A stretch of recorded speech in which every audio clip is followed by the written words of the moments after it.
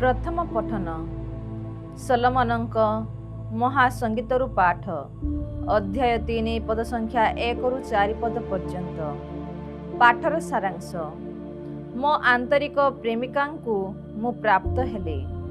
वर्तमान पाठ आरंभ। बधु कहती रात्रिर प्रहर रे मो शयन शय्यारे मु मोर प्रेमिकंकर अन्वेषण कली। केते अन्वेषण करी सुधा ताहांकु प्राप्त हेली नाही। केते तांकु डाकी डाकी थकी गली। उठी मु नगरी तमाम ताहांकु अन्वेषण करिबी।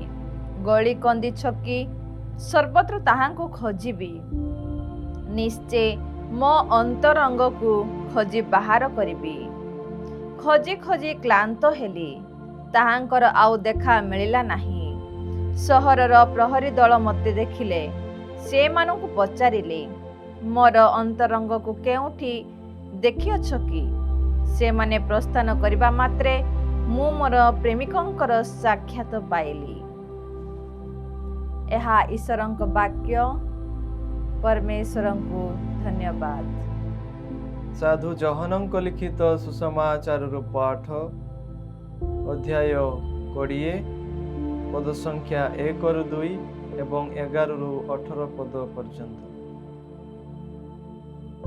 सप्ताहर प्रथम दिवसर प्रत्युषरे जेतेबेले अंधकार थिला, मारिया मागदलेना समाधि स्थान को आसिले एवं देखिले जे समाधिरु पथरटी घुंचाई दिया जाय अछि।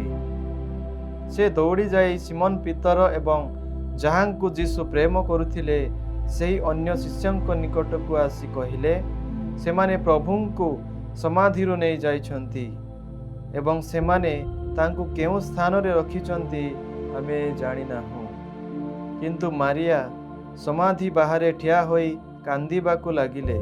से कांदी कांदी समाधि भीतर को नई पड़ी देखिले ओ जीसुंको शरीर जो स्थान रे रखा जाइथिला सेठारे शुभ्र वस्त्र परिहित 2 जण दूतंकु बसिथिबा देखिबाकु पाइले। मस्तक निकटरे जणे एवं अन्य जनक पाद निकटरे। सेमाने तांकु कहिले, नारी तुमे काहेकि कांदुछ? मारिया कहिले, सेमाने मो प्रभुंकु नहीं जाइछंती ओ मु जणे नाही सेमाने तांकु केउ स्थान रे रखिछंती।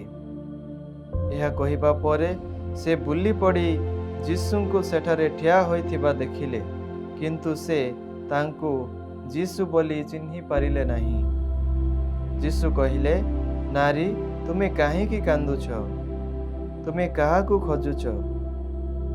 तांकु बगीचार माली भाबी से तांकु कहिले, महाशय आपण जदि तांकु नहीं जाइछंती मते कहंतु तांकु केउ स्थान रे रखिछंती ओ मु तांकु नहीं जीवी।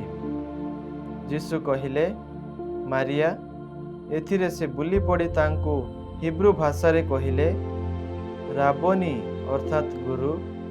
जीसु तांकु कहिले, मते धरी रख नाही, कारण मु एपर्यंत पितांक निकट को आरोहण करि नाही।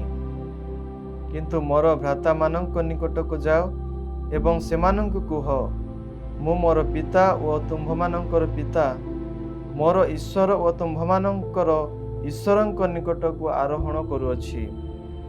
मारिया मागदलेना जाई शिष्य मानक निकट रे घोषणा कले, मु प्रभुंकु देखिछि एवं जीसु ताहा कहिथिले एवं जीसु जाहा कहिथिले से सबु सेमानंकु जणाइले।